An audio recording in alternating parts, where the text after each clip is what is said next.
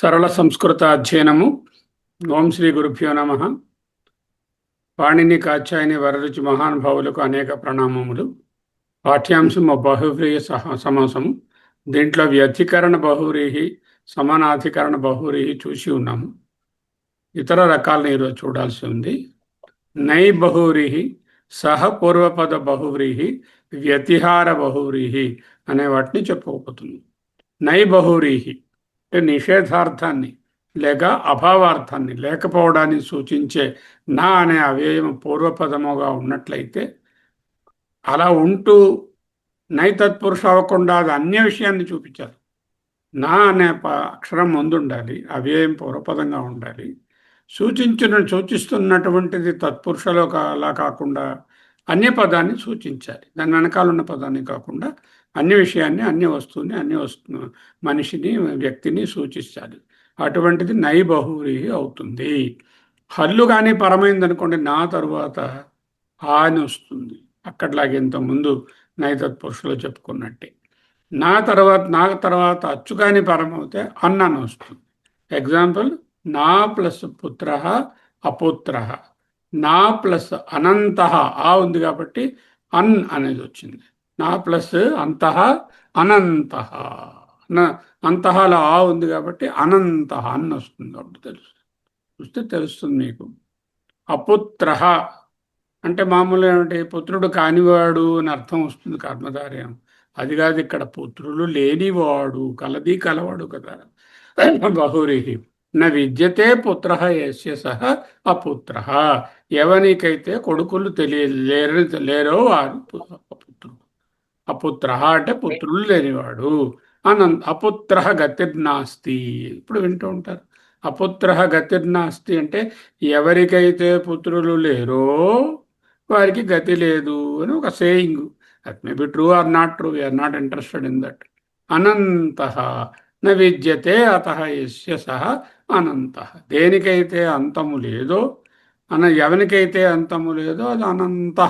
అనంతం అన్నాం అనుకోండి, దేనికైతే అంతము లేదో అది అనంతం అవుతుంది. అనఘః నపుంసకలింగంలో చెప్తే అనంతము. అనంత అంటే విష్ణువు, అనంతుడు, పరబ్రహ్మము అనే అర్థంలో వస్తుంది. అంటే అంత అనే దాని మీద అక్కడ ఇంపార్టెన్స్ లేదు. ఈ అంతం లేనివాడు అనే మూడవ వ్యక్తిని, వేరే అన్య పదాన్ని, అన్య వస్తువుని, అన్య వ్యక్తిని సూచిస్తుంది కాబట్టి, అన్యపద ప్రధానంగా ఉంది కాబట్టి బహువ్రీహి. నెగటివ్ సెన్స్ ముందు ఉంది కాబట్టి నై బహువ్రీహి. నై కక్క గఘ ఇఞ అంటాం కదా, చ జ ఈనే ఆ రెండో లైన్లో ఉండే ఆకార అక్షరము నై బహువ్రీహి. అనఘః న విద్యతే అఘం యస్య సహ. ఎవనియందు పాపము లేదో ఆయన అనఘుడు. అద్వితీయ చాలాసార్లు అనఘ అంటూ ఉంటారు భగవానుడు మన పార్థుడి గారిని చూసి అనఘః అంటే ఎవనియందు పాపము లేదు. ఆ పర్టికులర్ కాంటెక్స్ట్లో అక్కడ మనకు పార్థుడని తెలుస్తుంది. అద్వితీయ న విద్యతే ద్వితీయ యస్య. అద్వితీయం బ్రహ్మ. అద్వితీయం అనేది నపుంసకం, బ్రహ్మ అనేది నపుంసకలింగ శబ్దం. బ్రహ్మ దీర్ఘం తీస్తే అది మళ్ళీ బ్రహ్మగారు, చతుర్ముఖ బ్రహ్మగారు. బ్రహ్మన్ అనేటటువంటి నపుంసకల శబ్దాలు. అందుకే అద్వితీయం, ఏకమేవ అద్వితీయం అంటున్నాం. అద్వితీయ అంటే నా విద్యతే ద్వితీయ యస్య సహా అంటే సాటి లేనివాడు. నా స్కూల్లో స్టూడెంట్ ఉంటాడు, ఆ స్టూడెంట్ అద్వితీయుడు అండి వీడు అన్నాం అంటే ఏంటనమాట, వాడే అందరికన్నా బాగా చేస్తున్నాడు, వీడికి సరి అయిన వాళ్ళు ఆ క్లాసులో లేరు అని అర్థం. ఓకే. అనాదిహి నా విద్యతే ఆదిహి యస్య. మొదలు లేనివాడు. అతులహ నా విద్యతే తులాయస్య. ఎవరికి పోలికలు లేనివారు. తుల అంటే త్రాసులో పెట్టి తోచడం తుల సమానం, సరి సమానమైన వారు ఎవరు లేరు, అటువంటి వాళ్ళు అతులహ. ఈ 6 చదవండి ఎవరండి. సార్ ఈ రోజు చెప్పండి ముందు నై బహువ్రీహి చెప్తాను సార్. ముందు ఇప్పుడు బహువ్రీహి సమాసంలో మనం ఈ రోజు మరికొన్ని బహువ్రీహి చూస్తాము. అవేంటి, నైవ బహువ్రీహి చెప్తారు. సహ పూర్వపద బహువ్రీహి, వ్యతిహార బహువ్రీహి అని చెప్పారు. ఆ చెప్పిన తర్వాత బహువ్రీహిలో మళ్ళా అగైన్ అన్య పదం ప్రధానంగా మనం దీని వస్తుంది. ఆ అప్పుడే సమాసం దాన్ని బహువ్రీహి అంటాం. బహువ్రీహి అంటే అన్య బహువ్రీహి పద అంటారు ప్రధానం. అని చెప్పారు. ఉత్తర పదము పూర్వ పదము ప్రధానం కాదు, అన్య పదము ప్రధానం అని చెప్పారు.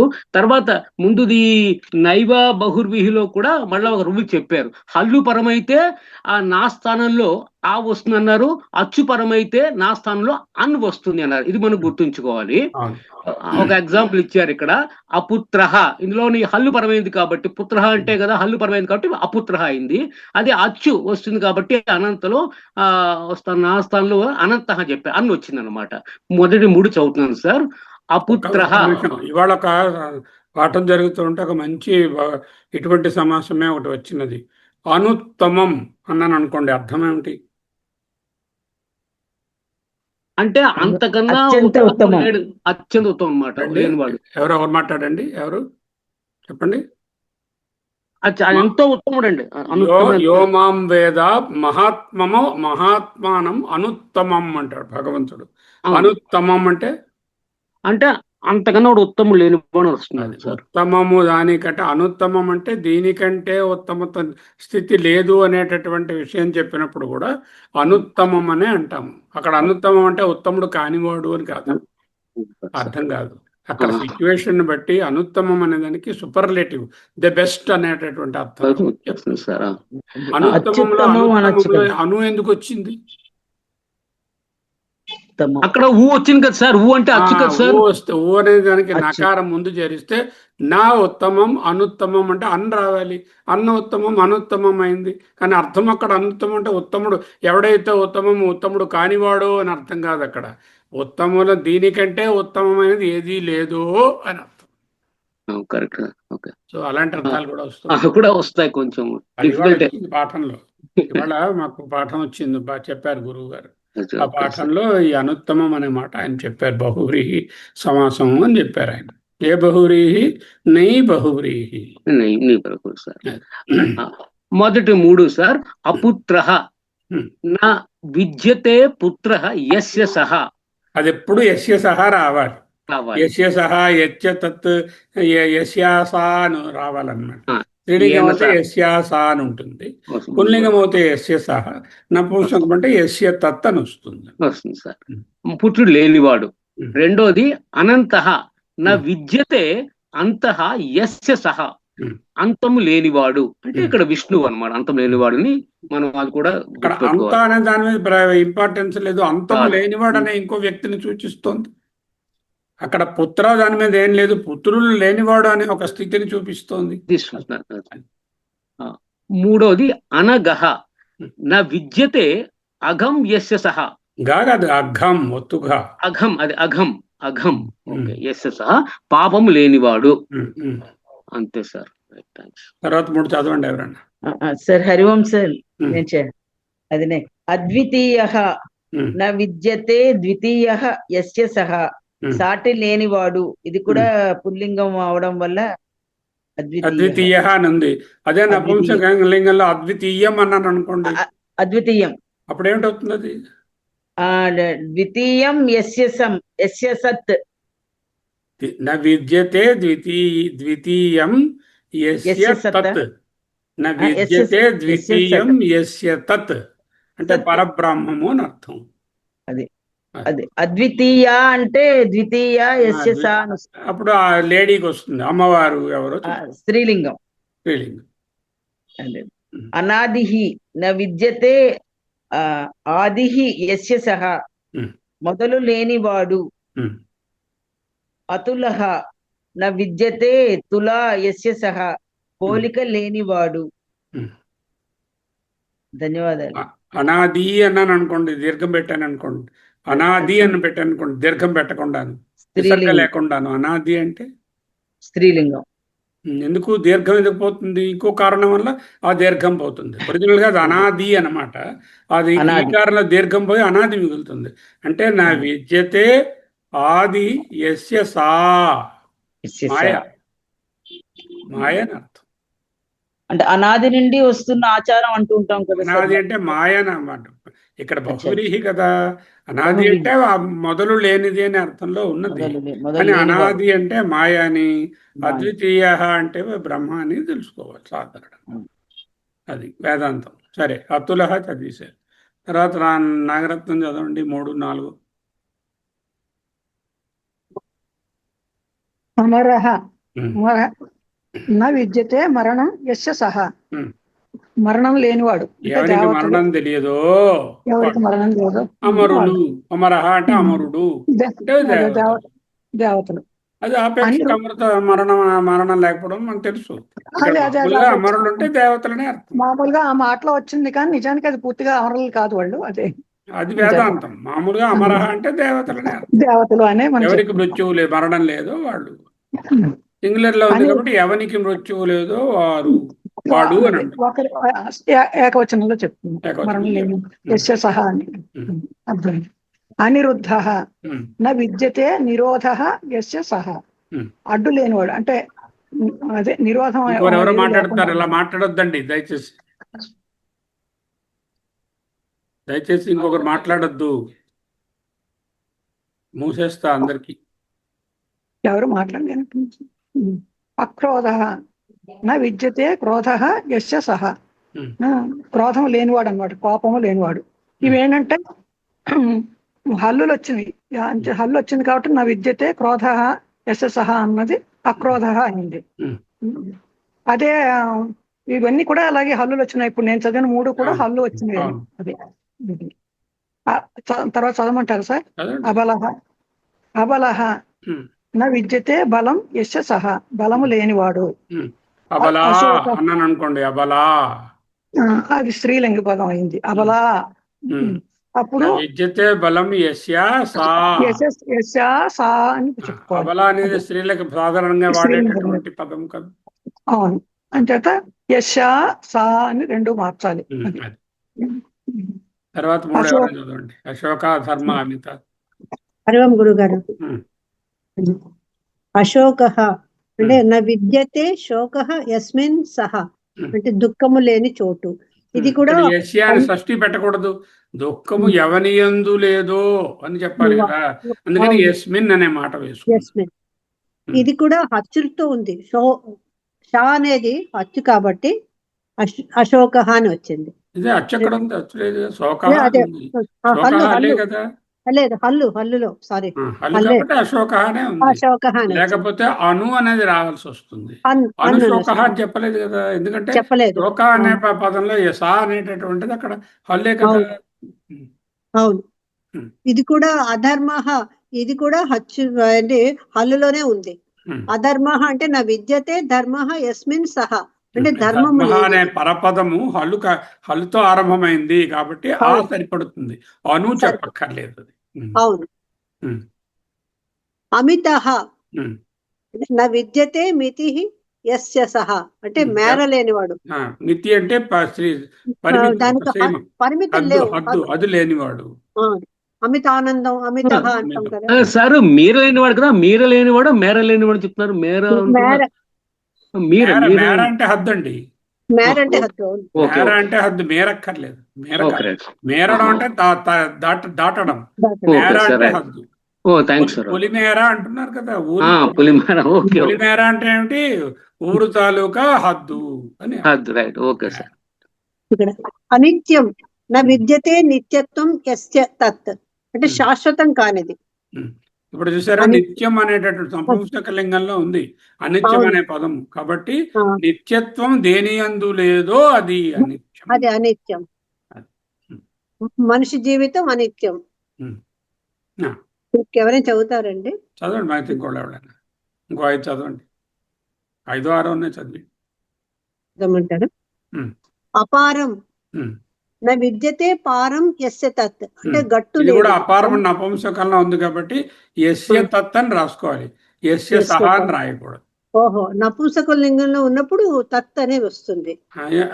పుల్లింగంలో ఉంటే యస్య సహ, స్త్రీలింగం ఉంటే యస్యా సా, ఇక్కడైతే యస్య తత్. తత్ అపారం అంటే గట్టు లేనిది, సముద్రం. పారం అంటే తీరం, పారం అంటే గట్టు, తీరం. తీరం లేనిది అపారం. సముద్రం అపారం, సంసార సముద్రం అపారం. అది అగోచరః అప్రమేయం. న విద్యతే అప్రమేయ. గోచరః యస్య సః. అయ్యా మీద కంటికి ఇంకోటి వదిలేశారు, అప్రమేయ. అప్రమేయః. ఉమ్. న విద్యతే ప్రమేయం యస్య సః. అంటే కొలవలేనంత గొప్పవాడు. అప్రమేయః. పరమాత్మ భగవంతుడు అప్రమేయ. అప్రమేయుడు అంటున్నాం కదా. పరమాత్మ.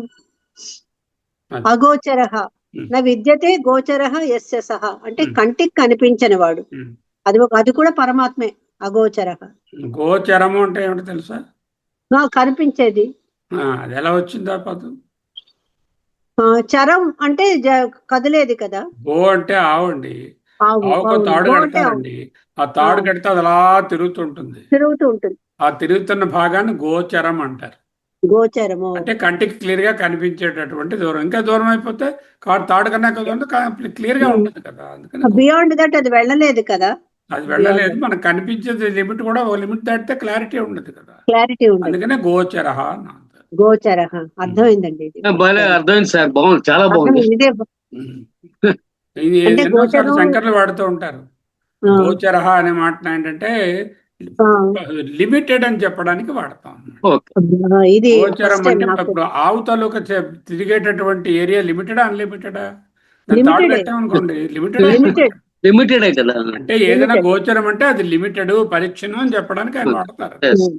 కంటికి కనబడుతున్నది ఒక అర్థం, అది లిమిటెడ్ అని చెప్పడానికి ఆయన వాడతారు గోచర అని. ఓకే. ఆ. పరమాత్మ అగోచర అంటే అగోచరః. అన్లిమిటెడ్, కంటి అన్లిమిటెడ్ అని చెప్పాలి. అన్లిమిటెడ్. అది శంకరులు అలా వాడుతూ ఉంటారు, అందుకని చెప్తున్నాను. అనింద్యః. న విద్యతే నిందా యస్య సః. అంటే నింద లేనివాడు. ఎవరి యందు నింద లేదో అతడు అనింద్యుడు. అనింద్యుడు. అనింద్యా అన్నాను అనుకోండి, అనింద్య స్త్రీలింగం. ఎవని ఏమి ఎవతి యందు నింద లేదో నింద ఆమె లేదు. అని అర్థం. ఆమె. ఆ. అచింత్యః. ఉమ్. న విద్యతే చింతా యస్య సః. అంటే ఊహకు అందని వాడు. ఉమ్. పరమాత్మే అది. అచింత్య. చింత అనేటటువంటి మాట ఉంది కదా, దానికి ఎన్నో రకాలుగా ఆలోచన. ఆలోచన ఉందనుకోండి. చింతని కర్తపదంగా వాడచ్చు, కర్మపదంగా వాడచ్చు, కరణపదంగా కూడా వాడచ్చు. ఓకే. దేని చేత ఆలోచిస్తున్నామో అది చింత, దేని చింత. కొరకు ఆలోచిస్తున్నామో అది చింత, అది దేనిని ఆలోచిస్తున్నామో అది చింత. అది ఆలోచించేది ఏదో అది చింత. సబ్జెక్ట్ అవ్వచ్చు, ఆబ్జెక్ట్ అవ్వచ్చు, తృతీయ అవ్వచ్చు, చతుర్థి కూడా అవ్వచ్చు. ఆ చింత అనే పదం అటువంటిది. అది చింత నాస్తి అన్నారు. చింత అంటే ఏంటి? దేనితో ఆలోచిస్తావో అది లేనివారు అన్నారు. అంటే ఏంటి? అమనీభావాన్ని పొందినవారు. చింత నాస్తిక అంటే వాళ్ళకి ఆలోచన లేదు, చింత లేదు, వాళ్ళకేమో దుఃఖాలు లేదు అని అర్థం కాదు. చింత నాస్తికిలా. చింత అంటే దేని ద్వారా ఆలోచిస్తున్నారో అది మనస్సు. ఆ మనస్సు అమనీభావం పొందినవారు మహాత్ములు అని చెప్పడం. మాండవిక్యంలో చెప్పుకుంటాం కదా అమనీభావం. చింతా నాస్తికి ఎలా అంటే అదే అర్థం అక్కడ. ఇలా ఉంటాయి సూక్ష్మాలు, తెలుసుకుంటూ ఉంటాయి. అక్షయము అంటే ఇక్కడ నా విద్యతే క్షయ. అక్షయము కాదు, అక్షయము తెలుగు పదము.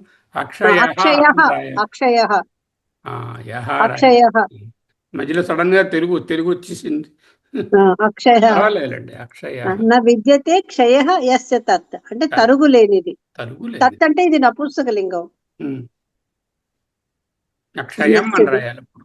అక్షయం. యాం కాదు, యం. అక్షయం. నైబహువ్రీహి నై తత్పురుష. ఏమిటి తేడా?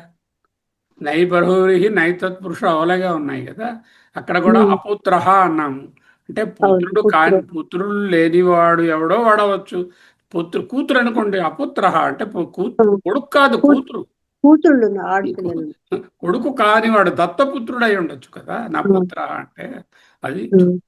నైబహువ్రీహికి నై తత్పురుషకి సూక్ష్మ భేదం ఉంది, అన్వయంలో వ్యత్యాసం ఉంది. ప్రాధాన్యత చూడండి. ఉత్తర పదము ప్రధానంగా ఉంటే నైతత్పురుష. అపుత్ర అంటే పుత్రుడు కానివాడు అని చెప్పదలుచుకున్నాం. ఉత్తర పదం ఏమిటి? పుత్రుడు. ఆ పుత్రుడు కానివాడు చెప్పడానికి అపుత్ర అని చెప్పాం, నైతత్పురుష. అదే అన్యపదం అంటే పుత్రుడు లేనివాడు అన్న చెప్పదలుచుకుంటే అపుత్ర అంటే నై బహువ్రీహి అయిపోయింది. అర్థమైందా రెంటికి డిఫరెన్స్? తర్వాత ఒక వస్తువు అర్థమైందండి. అర్థమైన అది నై తత్పురుష ఏం చెప్తుంది, ఒక వస్తువును కానీ గుణం కానీ లేదు నై అంటున్నాం కాబట్టి లేదని చెప్తుంది. ఉంది అని చెప్తేనేమో తత్పురుష, లేదని చెప్తే నై. వస్తువు గుణం కాకుండా అది కలిగినటువంటి వ్యక్తిని గురించి చెప్పేటటువంటిది వేరే అర్థం. అది లేదు అని చెప్పే కేవలం వ్యతిరేక పదం నై తత్పురుష. ఇక్కడ ఒక వ్యక్తిని లేక ఒక అనుభవాన్ని ఒక విషయాన్ని సూచిస్తుంది. 2-3 ఉదాహరణలు చూస్తే తెలుస్తుంది. అధర్మ అని అనుకోండి, 2 రకాలుగా వాడచ్చు. నై తత్పురుషగా వాడితే నా ధర్మ ఇది అధర్మ, ధర్మం కానిది అధర్మం. నా ధర్మ ఇది అధర్మ అంటే అర్థమైందా? ధర్మము కానిది అధర్మము అంటే అబద్ధం కావచ్చు, దొంగతనం కావచ్చు, మరోటి ఏదో ధర్మం లేకుండా ప్రవర్తించడం, ఏదైనా అధర్మమును వచ్చింది. అధర్మ అని అనుకోండి, నై బహురి న విద్యతే ధర్మ యస్మిన్ సహ అధర్మ అంటే ధర్మము లేనివాడు. మన కౌరవ అగ్రజుడు ఉన్నాడు దుర్యోధనుడు, ఆయన తీసుకుని అధర్మ అన్నాడు. అంటే ఏమిటి? వాడికి ధర్మం ఏ కోశాన వాడి దగ్గర లేదు. ధర్మము లేనివాడు, కలది కలవాడు అంటే మామూలు బహురి, నై బహురి అంటే లేదు లేనివాడు అని చెప్పడం అధర్మ. అధర్మ అనే దాన్ని నై తత్పురుషగా వాడారా, నై బహురిగా వాడారా, అక్కడ అన్వయాన్ని బట్టి తెలుసు. ఇంకొక స్పష్టమైన ఉదాహరణ అపుత్ర అంటే పుత్రుడు కానివాడు, దత్తపుత్రుడు పుత్రుని వంటివాడు ఎవరో అయి ఉండొచ్చు, లేదా కూతురు కూడా అయి ఉండొచ్చు. అపుత్ర అంటే పుత్రుడు లేనివాడు, కుమారులు లేని తండ్రిని సూచిస్తుంది, పుత్రుని కాదు ఇక్కడ చూపిస్తున్నది. అపుత్ర అంటే it is showing his father, not the పుత్ర, ఇజంట్ ఇట్? సో అన్యపద ప్రధానంగా ఉంటే బహురి, పుత్రపద ప్రధానంగా ఉంటే తత్పురుష. అర్థమైందా? అర్థం కాలేదా? అర్థమైంది సార్, అర్థమైంది. అర్థమైంది గురుగారు.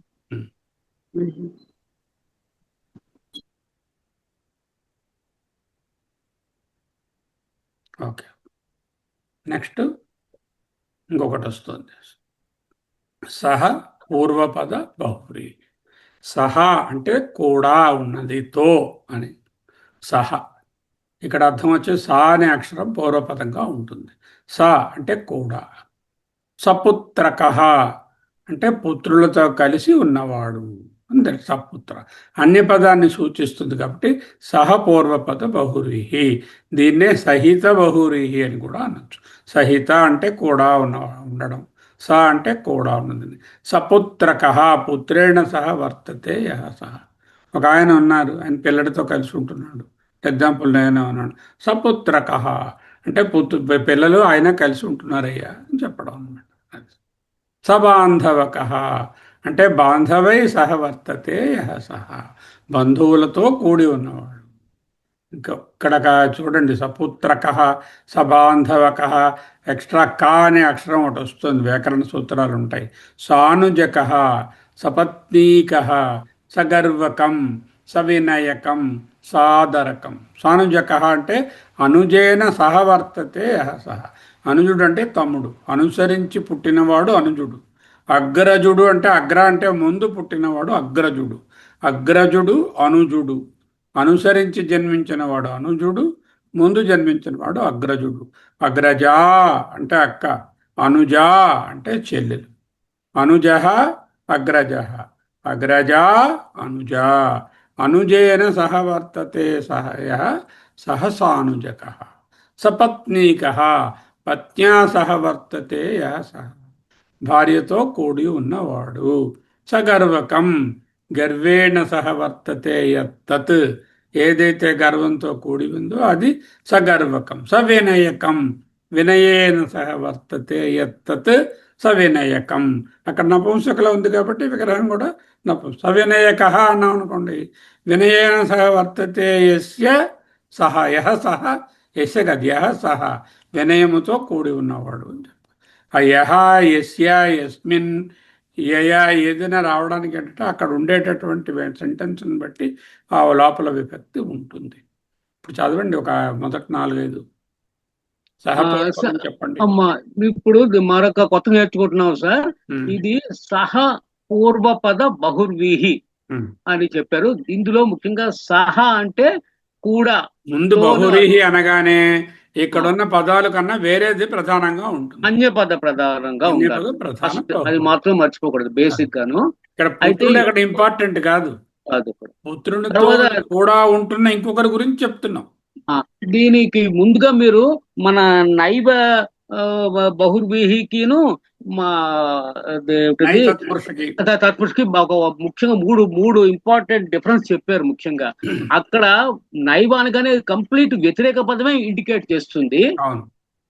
అన్య పదం వస్తలేదు అక్కడ, అన్య పదం ఉండదు అక్కడ, తర్వాత వ్యతిరేకం కూడా ఊహిస్తుంది. కానీ బహుర్వీహులు ఎప్పుడు కూడా మనం బేసిక్ ఫండమెంటల్ మాత్రం అన్య పద ప్రధానం గుర్తుంచుకోవాలి. అంటే ఇంకో వ్యక్తి గురించి అక్కడ అందులో సమాసం లేదు, ఆ వ్యక్తి అది గురించి సంబంధించి మనం చెప్తాం. గుణము గాని అతని గురించి గాని ఆ వ్యక్తి చెప్తాం అనమాట. అంటే ఫస్ట్ సాధారణంగా అది విశేషణం అయి ఉంటుంది, విశేషణం ఉంటుంది సార్. సో మొదటిది ఇక్కడ ఇంకో విషయం, ఉత్తర పదం ప్రధానం మొదటి నైవ తత్పురుషులోని.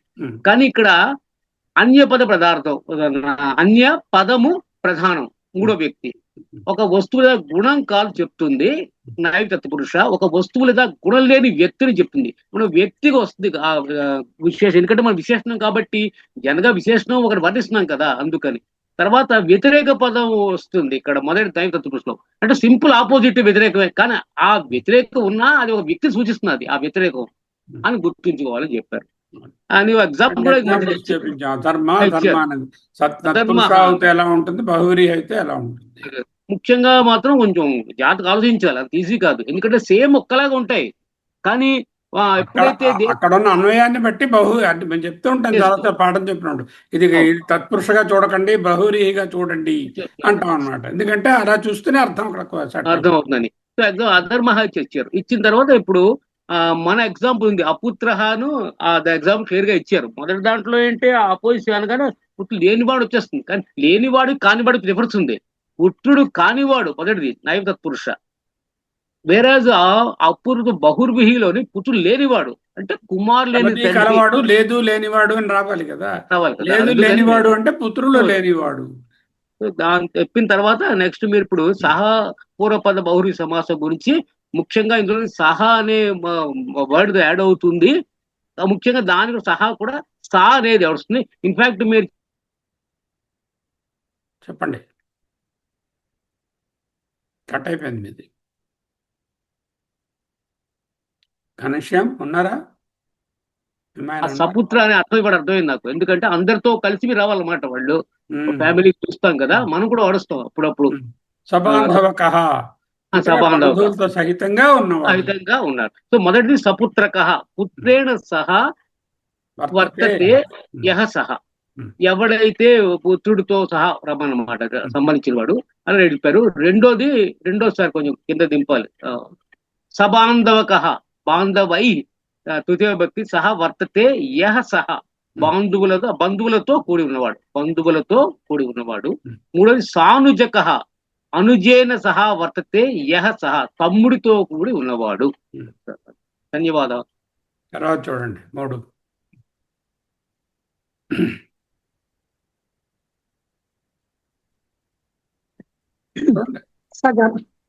ఐదోది చదివిందా సార్? 4 చదవాలి. సపత్నీకః అంటే పత్న్యా సహ వర్తతే యః సహ, భార్యతో కూడా ఉన్నవాడు. పత్నియా అంటే భార్యతో. ఇప్పుడు సార్ ఇది నై తత్పురుష, నై బహువ్రీహి కదా? కాదే, నై కాదు కదా, ఇది సహబహువ్రీహి. ఇది నై అయిపోయింది కదా, సహ కదా. అదే సహ అన్నప్పుడు కలిసి ఉండడం అని అర్థమైంది. నై అంటే అది ఇదైంది అని చేత. సగర్వకం, గర్వేణ సహ వర్తతే యత్ తత్, గర్వంతో ఏనుగునో మరొకటి దేన్నో చెప్పి సగర్వకం అంటే చాలా పొగరుగా ఉన్నది. అదే అంటే మనకి సగర్వంగా పిలిచారు, సగర్వంగా అంటారు, ఇదా గర్వంతో కూడిందేనా అర్థం. సవినయకం, వినయేన సహ వర్తతే యత్ తత్, వినయంతో కూడినది. సాదరకం, ఇప్పుడు సాదరకం అంటాం, సాదరం వేరు, సాదరకం అంటే ఆదరణ. కాలు వస్తున్నాయి చూడండి ప్రతి చోట. వినయకం, సగర్వకం, పత్నీకం, సానుజకం, ఆదరకం.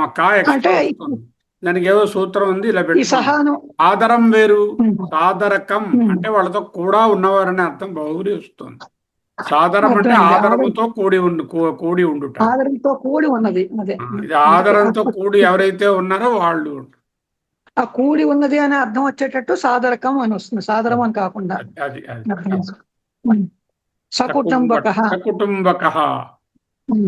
కుటుంబేన సహ వర్తతే యహ సహ, ఎవరైతే కుటుంబంతో కూడి ఉన్నారో వాళ్ళు అని అర్థమైంది సార్. కుటుంబంతో కూడి ఉన్నవాడు. ఇంకెవరికైనా ఇచ్చిగా నేను చదివేదా సార్? ఇంకెవరు సచి ఇద్దరు ముగ్గురు ఉన్నట్టున్నారు కదా. అయితే వాళ్ళు చదవండి 9. మిగతా వాళ్ళు కూడా చదవచ్చు, అందరూ చేసుకోవడానికి ఉన్నది కదా. సబలకం బలేన సహ వర్తతే యత్ తత్, అంటే బలముతో కూడినది. సబలం అనరా? సబలం అంటే వేరే మీనింగ్ వస్తుంది. అది ఇక్కడ సబలకం బహువ్రీహి సమాసం అవ్వదు అది. అవదు. ఓకే. సబలకం. సధైర్యకం. వీటిలో ప్రత్యేకంగా ఈ సహబహువ్రీహిలో కా అనేది యాడ్ అవుతున్నది. కా అనేది కంపల్సరీ. ఎందుకు వస్తుందని చాలా కాంప్లికేటెడ్ సూత్రం, అలా ఉంచండి. కా ఉంటుందని తెలుసుకోండి అంతే. కా ఉంటుంది అలే. సరే. సధైర్యకం ధైర్యేణ సహ వర్తతే యత్ తత్, ధైర్యముతో కూడినది. విగ్రహ వాక్యంలో తృతీయ విభక్తి వస్తున్నారు సార్. తృతీయ విభక్తి ఎక్కువ వస్తుంది విగ్రహ వాక్యంలో. తృతీయ విభక్తి ఎక్కువగా ఉంది సార్. తృతీయ ఉంటుంది. ఏదైనా రావచ్చు అక్కడ ఉన్న దాన్ని బట్టి. సచిత్రకం చిత్రేణ సహ వర్తతే యత్ తత్, అంటే చిత్రములతో కూడినది. మీరు పుస్తకాల్లో పూర్వం రోజులు చూస్తుంటారు, ప్రభాపత్రిక సచిత్ర మాసపత్రిక. సచిత్ర మాసపత్రిక అంటే పిక్చర్స్ కూడా ఉన్నాయి. సచిత్ర వారపత్రిక.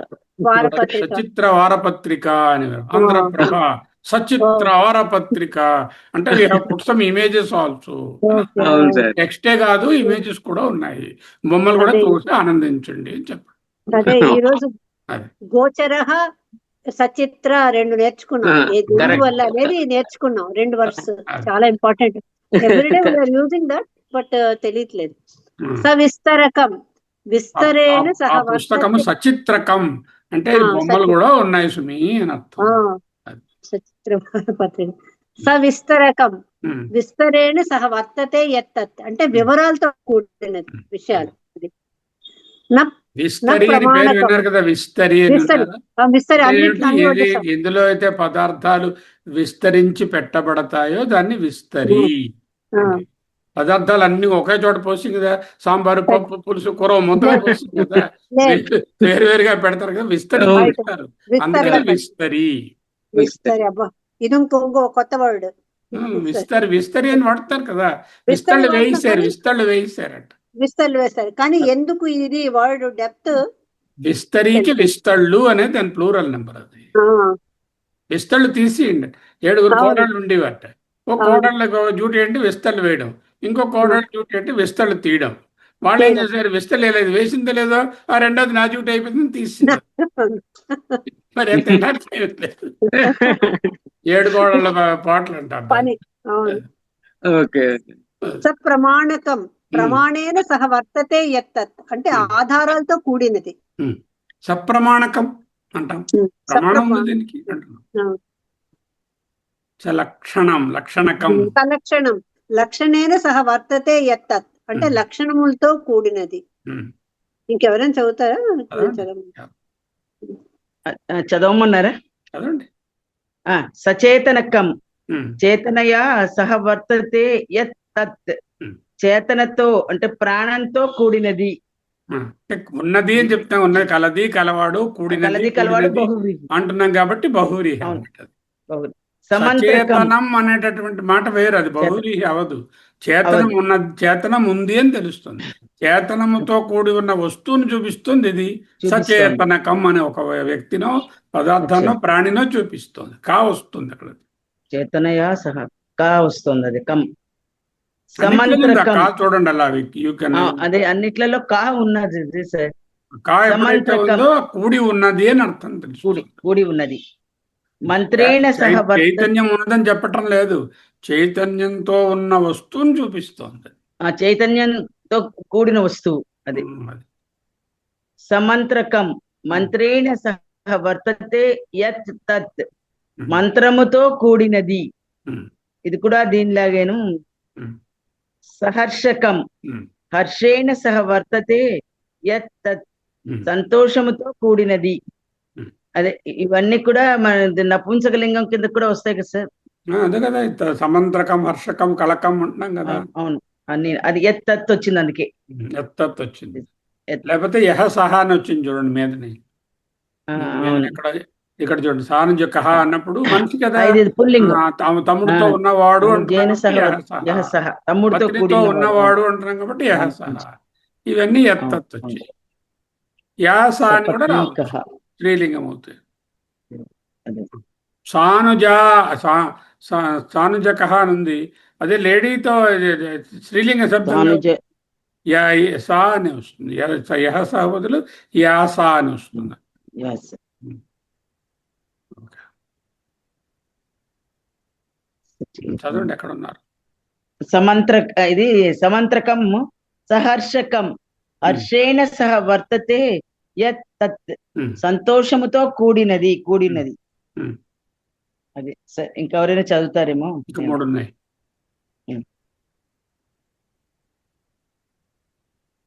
చదివేయమన్నారా? అదే విశ్వనాథం గారు వాళ్ళు సకల ఉన్నారు కానీ చదవలేదు. ఎవరైనా చదవచ్చు. వాళ్ళు ఓపెన్ చేస్తే చదువుతారు. వాళ్ళు ఓపెన్ చేస్తే ఏం చేస్తారు. అదే సార్ సకలకం కళయా సహ వర్తతే యత్ తత్. సకల అంటే సకల కళా కోవిదుడు అంటాం కదా. అది వేరు. సకల అంటే అది అనేకమైన, కళ అంటే కళల కోవిదుడు. సకలాది మొదటి కళ కాదు. సకల అంటే అనేకమైన. అనేకమైన ఇది కళయా సహ వర్తతే యత్ తత్. కళతో కూడినది. కళ అనేది అంటే కళలు అని కాదు, కళతో కూడింది. అదే సవృక్షకం వృక్షేణ సహ వర్తతే యత్ తత్. చెట్టుతో కూడినది. ఈ చెట్టుతో కూడినది అంటే మనకి తీగ ఉందనుకోండి. చెట్టుతో కూడింది. చెట్టుతో సంబంధం ఉన్నది. చెట్టుతో కూడినది. చెట్టు. సజీవకం జీవేన సహ వర్తతే యత్ తత్. సాధారణంగా సజీవకం అని వాడుతుంటాం. సజీవకం జీవముతో కూడినది. వీటిలో కూడినవాడు అని వస్తున్నాయి కాబట్టి, కూడి ఉన్నవాడు, కలవాడు అని వస్తున్నాయి కాబట్టి బహువ్రీ. సా అనేటటువంటి ఉపసర్గం ముందు ఉంది కాబట్టి సహా అనే అర్థం దాంతో కూడి అని వస్తుంది కాబట్టి సహ పూర్వపద బహువ్రీ. ఓకే. ఇంకా నెక్స్ట్ వ్యతిహార బహువ్రీ. వ్యతిహార బహువ్రీ అంటే యూజువల్గా యుద్ధము, కలహము జరిగినప్పుడు ఒకరినొకరు ఏ విధంగా కొట్టుకున్నారో పరస్పర క్రియలను సూచించేటటువంటి సమాసం. దీనిలో ముఖ్యమైనది అంటే పూర్వపదం దీర్ఘంగా ఆకారాంతంగాను, ఉత్తర పదము హ్రస్వ ఇకారంగాను ఉంటుంది.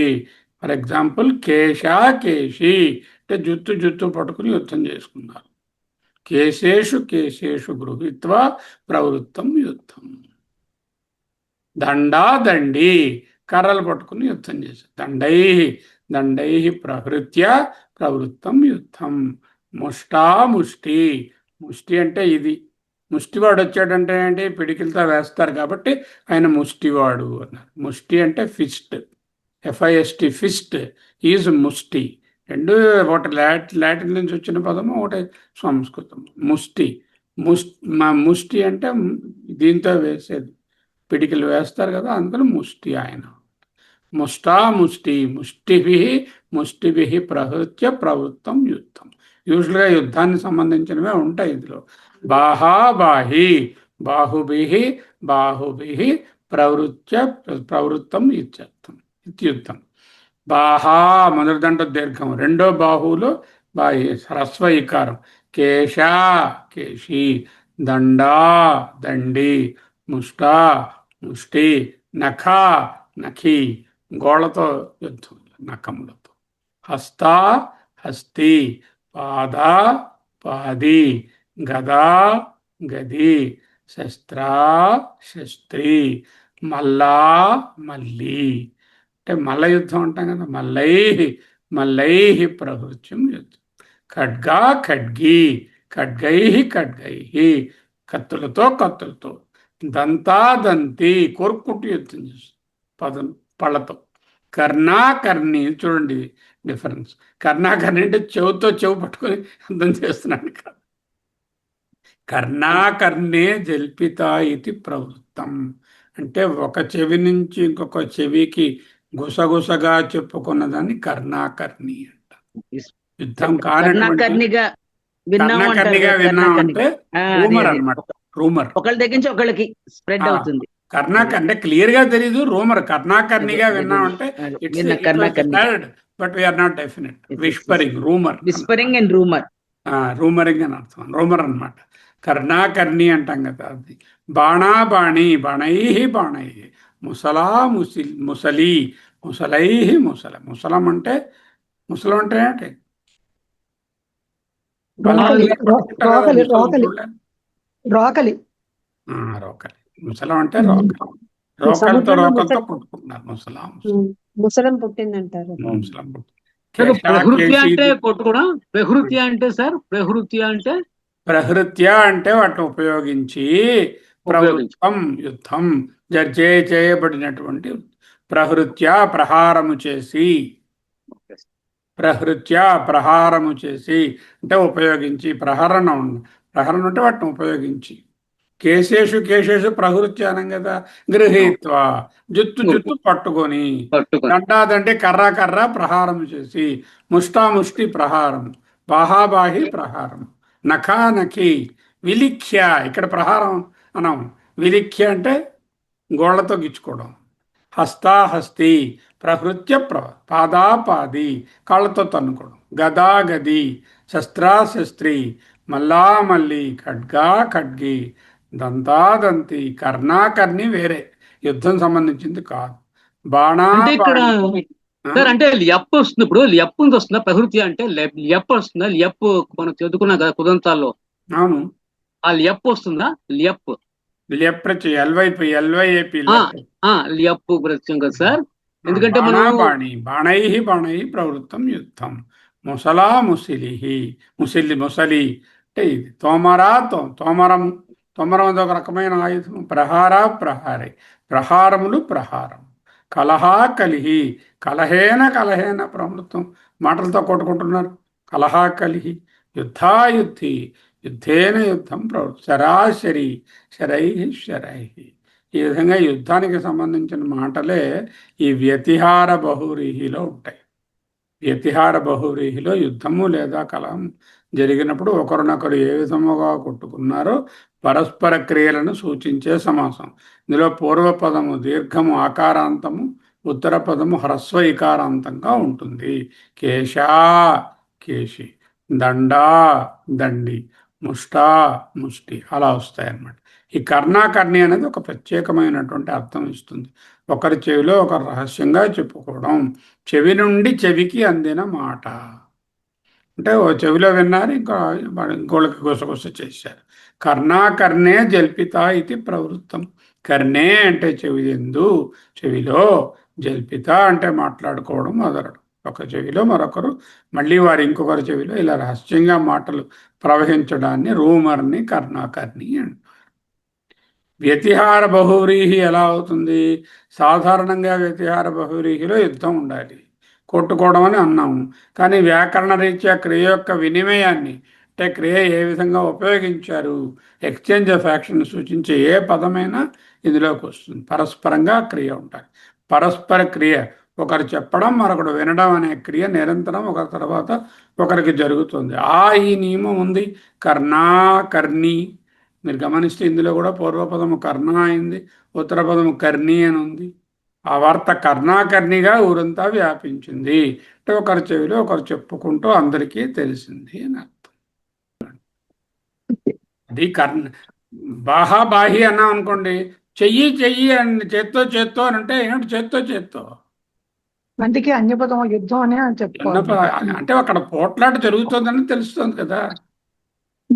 ఇక్కడ ఉన్న రెండు పదాలు బాహి, రెండు పదాలు బాహువులతో అని ఉంది. అదే ఆ మాట అంటారు సార్. వాళ్ళిద్దరు బాహాబాహి తలపడ్డారు అంటే యుద్ధం చేసుకుంటున్నారు, ముష్టి యుద్ధం చేశారు అంటారు. గదలతో కొట్టుకున్నారని చెప్పాలి కదా. ప్రవృత్తం యుద్ధం అదే అన్యపదం. గదాభి తెలుస్తూనే ఉంది. ప్రవృత్తం యుద్ధం. ప్రహృత్య అంటే ప్రహరించి, చేసినటువంటి యుద్ధం అని చూపిస్తోంది అన్య పదం. అది ఇక్కడ కూడా కర్ణాకర్ణి అన్న దగ్గర కూడా చెవితో చెవితో అని ఉంది. చెవి ఎందు అని ఉంది. చెవి ఎందు అంటే ఏమిటి అర్థం? మాట్లాడుకున్న మాట ఆ రూమర్ని గురించి చెప్తుంది ఇంకో దాని. అవును.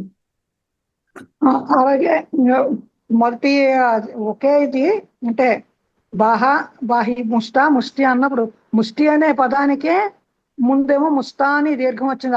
ఆకారం ముష్టిభి అంటే పిడికిళ్లతో అవి విసర్గ లోపల రావాలి కదా. సమాసం అవ్వాలంటే ముష్టిభి పోయింది. ఆ విభక్తి లోపల రావాలి కదా. విభక్తి పోయింది. విభక్తి పోతే ప్రాతిపదిక ఏమిటి? ముష్టి. ఇంకో ప్రాతిపదిక ఇక్కడ కూడా ప్రాతిపదిక ఏమిటి? ముష్టి. రెండు ప్రాతిపదికలు ఉన్నాయి. మొదటి ప్రాతిపదిక దీర్ఘం రావాలని చెప్పాం కదా. అదే ఆకారంతో అయింది. అంటే ఇకారాంతం కాకుండా రాల్సింది క్లియర్ గాను. దీర్ఘంగా ఆకారాంతంగాను, ఉత్తర పదం హ్రస్వ ఇకారాంతంగాను ఉంటుంది. అది ఆకారంతో అయింది. కేశేషు విగ్రహంలో ఉంది. ఆ కేశేషులో విభక్తి లోపించాలి కదా. సమాసం చేసినప్పుడు విభక్తి లోపం రావాలి కదా. అప్పుడు దానికి ప్రాతిపదిక పదం ఏమిటి? కేశ. కేశ అనే పదం ఆకారంతో ఎండ్ అవ్వాలి కాబట్టి కేశ. నెక్స్ట్ పదం కేశారు ఉండకూడదు, ఇకారాంత సహస్వంగా ఉండాలి కాబట్టి కేశి. అదే ఆ యేషు పోయి కేశ రెండు అయ్యాయి. దండైహి ఆ దండైహి అనేటటువంటి విభక్తి పోయింది.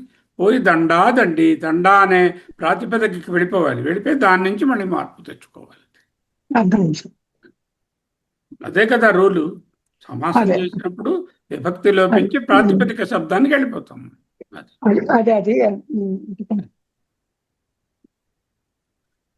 సో మళ్ళా కొన్ని వాక్యాలు ఇక్కడ మీకు ఇవ్వడం జరుగుతుంది. కింది పదములకు విగ్రహ వాక్యములు వ్రాసి అన్ని పదాన్ని గుర్తించండి. అపాపహ, అనిద్రహ, అశరీర, అవికార ఇలా ఇచ్చాను 20. అలాగే సహపూర్వపదానికి కూడా సశక్తక, సదనక, సాంజలిక, సబలక, సరోషకం, సరజ్జకం ఇలా ఇవి కొన్ని ఇచ్చాము. ఆ తర్వాత కొన్ని కొంతా కొంతి, గదాగది, బాహాబాహి, శరాశరి, ఎష్టాయష్టి అని ఉంది కదా. అది కూడా చూడ. కొంతం అంటే ఏంటండి? జుట్టు. కొంతలము అంటే జుట్టు. సార్ కొంత అంటే తెలియదు. అయితే అంటే బల్యం. తెలియదు సార్. కొంతం అంటే బల్యం. కుమారస్వామి చేతిలో ఉంటుంది. ఇప్పుడు అర్థమైంది సార్. అదే కొంత అంటే బల్యాలతో పొడుచుకున్నారు. గదాగది, బాహాబాహి, ఎష్టి అంటే అది తెలియదు సార్.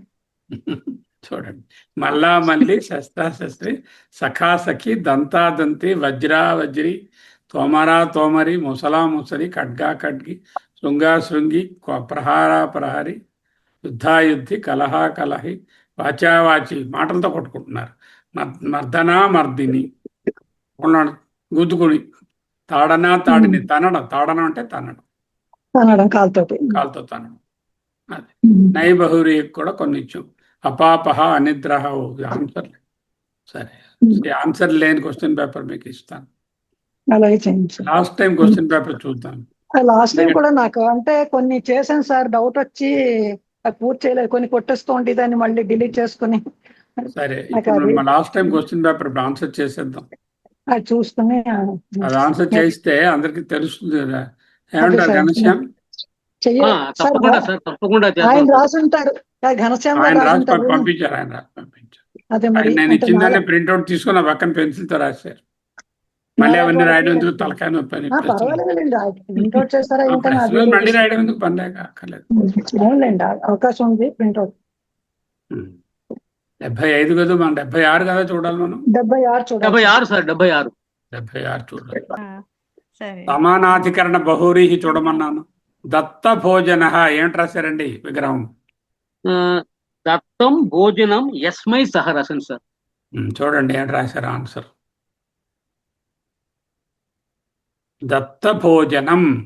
దత్తం భోజనం యస్మై సహా, భోజనము పెట్టబడిన వాడు అతిథి.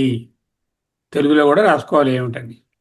అధిత శాస్త్ర అంటే అధితాని అధితాని శాస్త్ర శాస్త్రాణి ఏన సహ ఏనా ఎవని చేతనైతే శాస్త్రాన్ని శాస్త్రములు అధితాని అధ్యయనం చేయబడ్డాయో వాడు పండితుడు, శాస్త్రాలు చదువుకున్నాడు.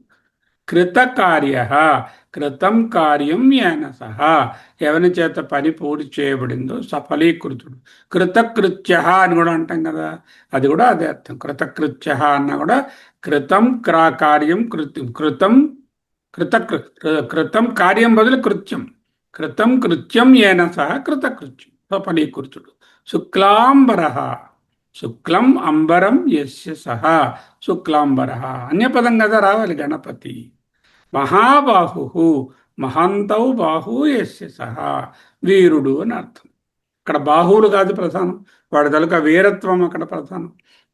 బహుధన బహుధనం యస్య సహ చాలా ధనం గలవాడు. రూపవత్ భార్య రూపవతి భార్య యస్య సహ అందమైన భార్య గలవాడు. చాలా డేంజరస్. ఓకే. ఉత్తమ జన భార్య రూపవతి శత్రువు.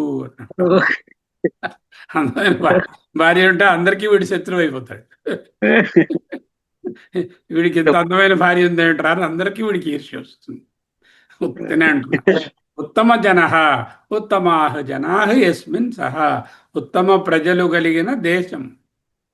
సుగంధి శోభన గంధం యస్య సహ మంచి వాసన కలది.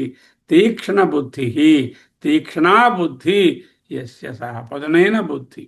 స్వల్ప బల స్వల్పం బలం యస్య సహ తక్కువ బలం గలవాడు. సుముఖ శోభనం ముఖం యస్య సహ. విగత భయ విగతం భయం యస్మాత్ సహ ఎవరి నుంచైతే భయం తొలగిపోయిందో వాడు. యస్మాత్ ఫియర్లెస్ పర్సన్. ముక్త బంధన ముక్తం బంధనం ఏన సహ.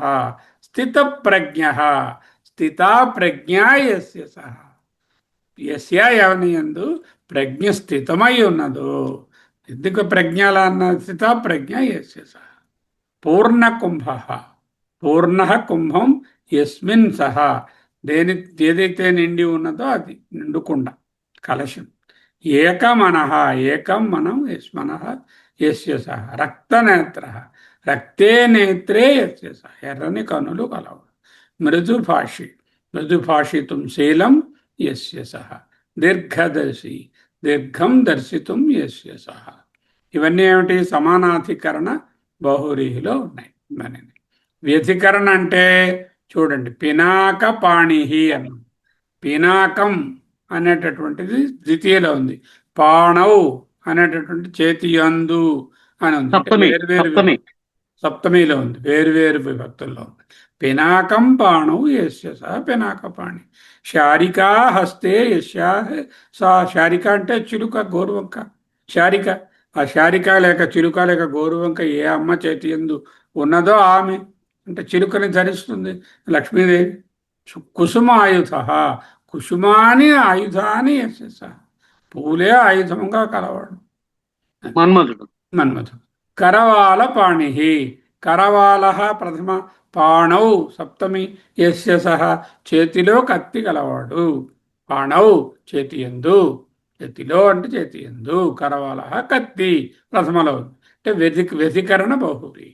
వ్యాఘ్రచర్మధర వ్యాఘ్రచర్మధారే యస్య సహ పులి చర్మమును ధరించిన వాడు. రత్నం నాభౌ యస్య రత్ననాభ. మయూరపృష్ఠ మయూర పృష్ఠే యస్య సహ నెమలి వీపుపై కూర్చునేవాడు, వాహనంగా కలవాడు అన్నమాట. వీపుపై నెమలి అంటే వాహనంగా ఉన్నవాడు. మురళీధర మురళీధారే యస్య సహ శృంగం పాణౌ కొమ్ము చేతిలో గలవాడు. హిరణ్య గర్భ రోజు చూస్తుంటుంది. హిరణ్యం గర్భే యస్య సహ గర్భంలో బంగారం కలిగినవాడు. ఆయన పొట్ట నిండా బంగారమేనండి అన్నారు ఒక ఆయన. సో సంస్కృతం చదివితే అలాంటిదే వస్తుంది. గంగాధర పొట్ట నిండా బంగారం ఏంటండి అమ్మో, అలా చస్తాడు ఎవడని పొట్ట నిండా బంగారం ఉంటే. హిరణ్యం అంటే ప్రకాశం. ఎవరు గర్భం అంటే ఎసెన్స్, ఎవరి ఎసెన్స్ ప్రకాశ స్వరూపము అతడు అతడు హిరణ్య గర్భుడు అని అర్థం, బ్రహ్మ అని అర్థం. బంగారం పొట్టలో ఉన్నవాడు బ్రహ్మనిగా. హిరణ్యం మీన్స్ ప్రకాశం. గంగాధర, గంగాధారే యశస. కమలధారిణి, కమలం కరే యశ్యా సా, పద్మమును ధరించినది. పద్మనాభ, పద్మం తృతీయ విభక్తి, పద్మమును, నాభౌ నాభియందు అలవాడు. దర్పణహస్త, దర్పణ ప్రథమ విభక్తి, హస్తే చేతి యందు, యస్య స. అక్షమాలాధర, అక్షమాలే ధారే యస్య స. శరః పాణౌ యస్య స, శరపాణి. మకరవాహన, మకర వాహనం మొసలి వాహనముగా కలిగినది అంటే గంగా నదికి మొసలి వాహనం ఉంటుంది, నాకు తెలియదు, ఇప్పుడే తెలుస్తుంది. మూషిక వాహన, అది మన ఎలుక గారు ఆయన. నాగాభరణ, నాగ ఆభరణే యస్య స. అగ్నినేత్ర, అగ్ని నేత్రే యస్య స. శివుడు కంటిలో అగ్ని కలవాడు. సో ఈ విధముగా ఇవన్నీ కూడా సమానాధిక, ఇది వ్యధికరణం, ముందున్నవన్నీ సమానాధికరణ బాగుంది. యస్య సార్, ఈ సహ, ఆన్సర్ మళ్ళీ మాకు ఇస్తారా? ఇప్పుడు ఇచ్చిస్తాను, యా, ఇచ్చిస్తాను, ఇవ్వండి సార్. అదే ఇచ్చిస్తాను, సో దట్ మీరు కరెక్ట్ చేసుకోండి. అలాగే ఇవాళ ఆన్సర్ నెక్స్ట్ టైం ఇచ్చిస్తాను. మర్చిపోయాను, మీకు అలుక్ సమాసం అని ఒకటి ఉందండి. ఆ పేరు విని ఉంటారు మీరు, ఆ పేరు విని ఉంటారు. పేరు చెప్పారు సార్ మీరు. చెప్పాను ఇంతకుముందు కూడా. అలుక్ సమాసం చెప్పలేదు మీకు, చెప్పలేదు సార్. అదోసారి చెప్పిస్తాను. అలుక్ సమాసం అంటే ఏమిటో ఒకసారి చెప్పేస్తే మీకు అర్థమైపోతుంది కదా. ఇవాళ చెప్తారా సార్? అలుక్ ఎప్పుడే చెప్పిస్తాను, రెండు మూడు ముక్కలే, దాని గురించి ఏం లేదు. ఓకే. సాధారణంగా సమాసంకి ఏమిటి మనకి రూలు? విభక్తి లోపం ఉండాలి, లోపాలి. ఎక్కడైతే విభక్తి లోపించదో అది అలుక్ సమాసం. లుక్ అంటే లోపించడం, అయిందా? లుక్ అనగా లోపించుట. అలుక్. ఓకే. అలుక్ అంటే ఎక్కడైతే లోపించలేదో అది అలుక్ సమాసము. అది అటువంటి దానికి రెండు మూడు ఎగ్జాంపుల్స్ చెప్పండి. ఏదైనా ఒకటి చెప్పాలి కదా, మనకి చెప్తే కదా మీకు ఎలా తెలుస్తుంది. అలుక్ సమాసానికి ఎగ్జాంపుల్స్ చెప్పాలి కదా. పరస్మై పది అన్నాను అనుకోండి, పరస్మై లో స్మై అలాగే ఉందిగా. ఆత్మనే పది, ఆత్మనే అనేటటువంటి ఆ ప్రత్యయం పోలేదుగా, అక్కడ ప్రత్యయం అలాగే ఉండిపోయింది కదా. ఆత్మనే పది, పరస్మై పది అనేటటువంటి. చాలా బాగుంది సార్. విభక్తిని మనం సాధారణంగా లోపించాలి. అవును, అవి లోపించకుండా ఉండేటటువంటివి చెప్పండి అని అడుగుతున్నాం కదా. ఇప్పుడు రెండు చెప్పాను మీకు.